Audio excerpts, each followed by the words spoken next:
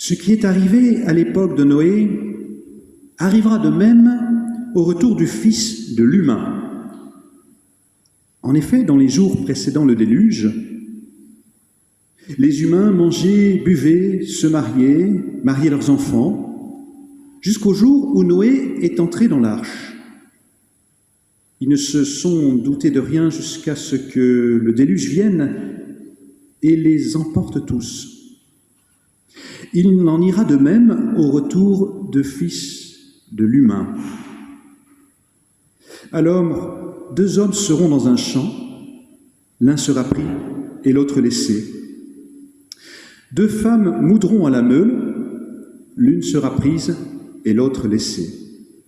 Restez donc vigilants, veillez, puisque vous ignorez à quel moment votre Seigneur viendra.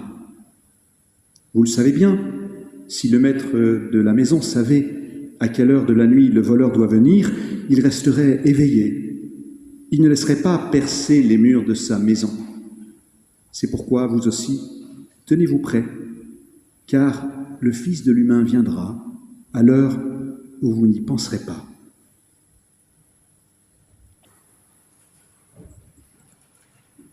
Nous avons mis en lui notre espérance, déclare l'apôtre Paul en désignant Jésus-Christ. Mais dites-moi, qu'est-ce que cela signifie vivre dans l'espérance en Jésus-Christ? Lorsque j'étais étudiant en théologie, dans les années 80, nous avions le vent en poupe. Nous pensions que nous allions de progrès en progrès, l'avenir nous souriait, nous pensions que demain le monde serait meilleur. Avec les progrès scientifiques, technologiques, la pauvreté reculerait, les inégalités diminueraient, la coopération internationale progresserait et la paix pourrait s'instaurer dans le monde. Bref, oui, il faut le dire à ce moment-là, le mot « espérance » trouvait une véritable résonance dans nos engagements, dans nos combats pour plus de justice, plus de paix, plus de fraternité. Mais aujourd'hui, me semble-t-il, le mot « espérance » est en berne. Nous peinons à lui donner sens, parce que notre horizon ne nous sourit pas, l'avenir est plombé d'incertitudes, des crises multiples s'ajoutent les unes aux autres, économiques, financières, sanitaires, écologiques, internationales. Et nous n'allons plus de progrès en progrès. Nous constatons plutôt des régressions dans bien des domaines. La trajectoire n'est plus ascendante, mais plutôt descendante. Et il faut bien le dire, au lieu de l'espérance, bien souvent, c'est l'anxiété qui nous habite. Ainsi, la question qui se pose à nous est celle-ci: que faisons-nous de cette anxiété? Oui, depuis quelques années, on parle d'éco-anxiété, mais il y a aussi l'anxiété au travail. Le nombre de burn-out dans le monde du travail l'illustre, hélas. Il y a aussi l'anxiété face à la violence dans les rapports humains, ou bien encore l'anxiété face à la recrudescence de gouvernements autoritaires et va-t-en-guerre à travers le monde. Alors, quelle attitude adoptons-nous? Quelle attitude adoptons-nous face aux menaces qui pèsent sur notre avenir collectif ou personnel? Je discerne 3 attitudes. La première, c'est le déni. Nous refusons de voir la réalité, nous préférons fermer les yeux et nous concentrer sur les plaisirs qui sont à notre disposition grâce aux technologies nouvelles, sans avoir à nous soucier de menaces plus lointaines. Ainsi, nous ne regardons plus les courbes du GIEC qui font état de l'évolution du réchauffement climatique et nous choisissons de profiter plutôt de notre confort présent. Réaction au demeurant fort compréhensible, réaction de défense. Lorsque l'avenir inquiète, eh bien, on se réfugie dans le cocon du présent et du futur immédiat. Deuxième attitude que je discerne, le catastrophisme. Là, je pense à ce qu'on appelle la collapsologie. Ce courant de pensée qui, à partir de données chiffrées, prévoit un effondrement total de notre civilisation industrielle, parfois même la disparition de toute l'espèce humaine. Et une des caractéristiques de ce courant de pensée est de prédire un scénario sans issue possible, ou bien avec comme seule issue un petit groupe de rescapés qui subsistent parce qu'ils sont plus forts que les autres, ou bien plus riches que le reste de la population, et donc en capacité de se construire un univers protégé et coupé du reste du monde. Dans l'histoire des religions, vous le savez, on trouve de nombreuses traces de ce scénario de fin du monde. Ce scénario de fin du monde où une catastrophe survient, détruit toute l'humanité, excepté un petit groupe de survivants. Je pense au récit du déluge, dont les plus anciens, oui parce qu'il y en a plusieurs, les plus anciens récits de déluge datent du 2e millénaire avant Jésus-Christ et proviennent de Mésopotamie. Et le récit du déluge que l'on trouve dans la Bible, lui, est plus récent. Il aurait été rédigé sur 2 périodes. D'abord, vers 900 avant Jésus-Christ, ce qui est déjà ancien, et puis, à une seconde période, il aurait été réécrit au retour de l'exil, autour du VIe siècle avant Jésus-Christ. Et de toute évidence, le récit biblique s'inspire des autres récits de déluge qui lui sont antérieurs et qui viennent d'autres religions.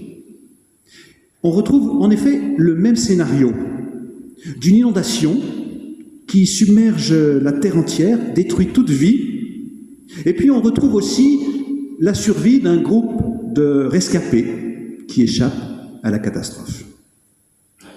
Dans le récit biblique, c'est autour de Noé que s'organise le sauvetage d'une partie des êtres vivants, avec la construction d'une arche qui va accueillir un échantillon, un petit échantillon de chaque espèce, depuis l'humain jusqu'aux animaux les plus petits.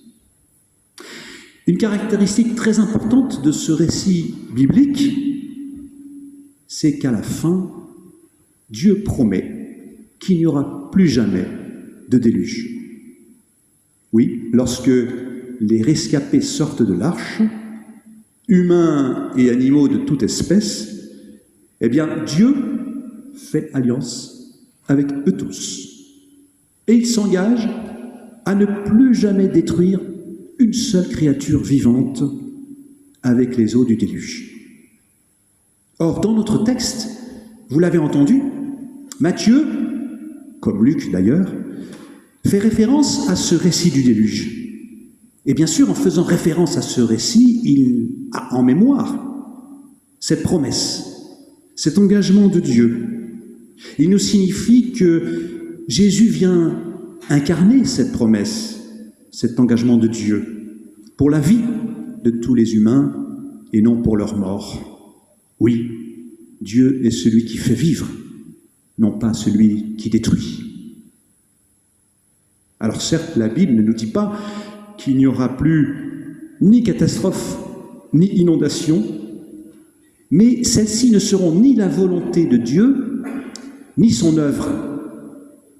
Ainsi, les causes de la catastrophe sont à chercher ailleurs. Elles proviennent de l'activité humaine, ou bien des caprices de la nature, ou que sais-je encore.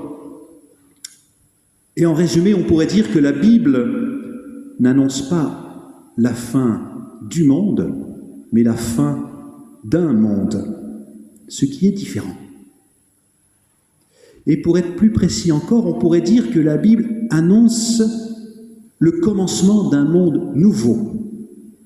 Et par conséquent, le commencement d'un monde nouveau, cela signifie aussi, cela signe la fin du monde ancien. Alors certes, cette évocation de ce monde nouveau qui devient possible en Jésus-Christ reste très mystérieuse, très énigmatique. Et on le sent bien, les évangiles ont du mal à trouver les mots pour l'exprimer. Alors ils ont recours à des images, comme chaque fois qu'il s'agit d'évoquer des réalités qui nous dépassent, eh bien, les métaphores sont utiles.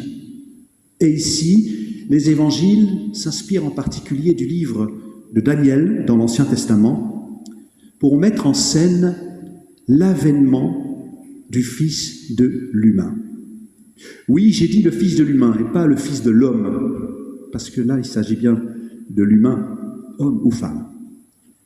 L'avènement du Fils de l'humain. Sans faire l'impasse des catastrophes, des guerres, des persécutions qui adviendront immanquablement, oui, les évangiles évoquent l'avènement du Fils de l'humain venant du ciel. Ah, tiens, pourquoi venant du ciel? Parce que symboliquement, le ciel représente ce qui vient de Dieu, ce qui donne la vie. Alors que le déluge, avec les eaux menaçantes qui viennent d'en bas, représente les puissances de mort qui détruisent toute vie. Ainsi, à ce qui vient d'en bas et qui fait mourir, Jésus oppose ce qui vient d'en haut et qui fait vivre. Et la figure du Fils de l'humain est aussi très riche de sens. C'est ainsi que Jésus lui-même se nomme souvent Fils de l'humain. C'est-à-dire, on peut le comprendre comme ça, pleinement humain, partageant la condition fragile, les souffrances de tous les humains. Et d'ailleurs, lorsqu'il annonce à 3 reprises sa passion, sa mort, sa résurrection, chaque fois il se désigne comme le Fils de l'humain. Le Fils de l'humain sera rejeté, condamné, crucifié, mais il ressuscitera le 3e jour. Et le Fils de l'humain, en référence à Daniel, c'est aussi une figure d'autorité qui désigne celui qui vient de la part de Dieu pour annoncer un monde nouveau qui vient supplanter, qui vient remplacer le monde ancien. Autrement dit, un monde débarrassé de toutes ces puissances mauvaises et destructrices. Je discerne une 3e attitude qui consiste à vivre dans l'espérance. Vivre dans l'espérance. Oui, face à un avenir menaçant, anxiogène, j'ai évoqué la première attitude, le déni, qui consiste à fermer les yeux sur la réalité. Et puis, la 2e attitude, qui est le catastrophisme, avec un scénario de fin du monde sans issue. Et puis, notre évangile de jour, je crois, nous propose une 3e attitude, avec ce mot d'ordre qui revient comme un refrain. Veillez, restez éveillés. Veillez, rester éveillé, c'est tout le contraire de se fermer les yeux sur la réalité. Veiller, c'est être attentif à ce qui se passe, donc faire preuve de lucidité, décrypter le sens des événements, y compris les événements malheureux, pour pouvoir mieux les surmonter. Et la petite parabole du maître de maison qui est appelé à veiller pour se protéger des voleurs va dans ce sens. Mais veiller, c'est aussi veiller dans la nuit pour voir se lever l'aurore. Je reprends cette belle métaphore que l'on trouve par ailleurs dans la Bible. Veiller pour repérer les premières lueurs qui font reculer la nuit, les premiers signes annonciateurs d'un monde nouveau. Autrement dit, cette veille ne consiste pas seulement à se protéger des dangers qui menacent, c'est une veille éminemment positive, c'est-à-dire une veille qui est à l'affût de tout ce qui advient de beau et de bon. Une veille qui repose sur la confiance que quoi qu'il arrive, Dieu ne manquera pas de nous rejoindre, même lorsque les ténèbres nous enfermeront, même lorsque nous serons au plus bas, Dieu nous éclairera de sa présence. Dieu nous relèvera. D'ailleurs, dans ce texte, les traductions ne le rendent pas toujours bien, mais il y a plusieurs fois des mots qui signifient se relever, qui signifient aller vers le haut, être mis debout. Et je remarque encore que cet appel à veiller est assorti d'une explication très importante. Car vous ne savez pas quel jour votre Seigneur viendra. Vous ne savez pas quel jour votre Seigneur viendra. Autrement dit, je comprends ainsi, sa venue n'est pas à une date précise et une seule date. Elle n'est pas un seul jour, un seul moment. En vérité, elle peut être tous les jours, pour peu qu'on sache l'accueillir, la recevoir. Et puis, ce que j'entends aussi, c'est que sa venue n'est pas dans un rendez-vous programmé, sa venue est imprévisible. Sa venue est au-delà de ce que nous connaissons et maîtrisons. Et donc, c'est un encouragement à nous rendre disponibles à ce qui est totalement nouveau, inédit. C'est déjà ce que disait Ésaïe dont nous avons lu un extrait tout à l'heure. Je le cite à nouveau. « Ne ressassez plus les faits d'autrefois, car voici que je vais faire du neuf qui déjà bourgeonne. Ne le reconnaîtrez-vous pas ?» Ainsi, cette espérance n'est pas une construction humaine à partir de ce que nous connaissons déjà. Cette espérance, elle nous est donnée en celui qui fait toutes choses nouvelles. Elle nous est donnée en Jésus-Christ, mort et ressuscité, qui ouvre devant nous des chemins insoupçonnés dans l'inouï de sa grâce. Par la force de son amour qui est au-delà de tout ce que nous pouvons concevoir, qui fait bourgeonner du neuf, qui ouvre nos impasses en chemin. Il y a 2 semaines, je crois, lors de notre café-débat sur le thème de la fragilité, plusieurs personnes ont témoigné de leur expérience en disant que le handicap, la maladie, la fragilité humaine n'était pas la fin du monde, mais le commencement d'un nouveau chemin de vie où les relations avec les autres, le partage, deviennent des valeurs essentielles. On pourrait peut-être dire de la même façon, par-delà les discours catastrophistes de la fin du monde, nous découvrons ici et là des personnes qui ne baissent pas les bras, qui saisissent toutes les opportunités qui se présentent pour promouvoir la sauvegarde de la création, la fraternité par-delà les frontières, l'accueil des plus démunis, et vous-même, vous y participez. Autant de signes d'espérance qui ne se voient pas toujours, qui ne frappent pas le regard, mais qui sont là, bien présents. Autant de signes d'espérance qui témoignent de ce monde nouveau, inauguré par Jésus, sous le règne de l'amour. C'est ainsi que dans ce même évangile de Matthieu, quelques lignes plus loin, le Fils de l'humain déclare « Chaque fois que vous avez accueilli l'un de ces plus petits, prisonniers, malades, démunis, assoiffés, affamés, chaque fois que vous avez accueilli l'un de ces plus petits, c'est moi-même que vous avez accueilli. Alors, Seigneur, aide-nous à rester éveillés, disponibles, pour accueillir l'inouï de ta grâce qui, dans nos impasses, ouvre des chemins nouveaux. Amen.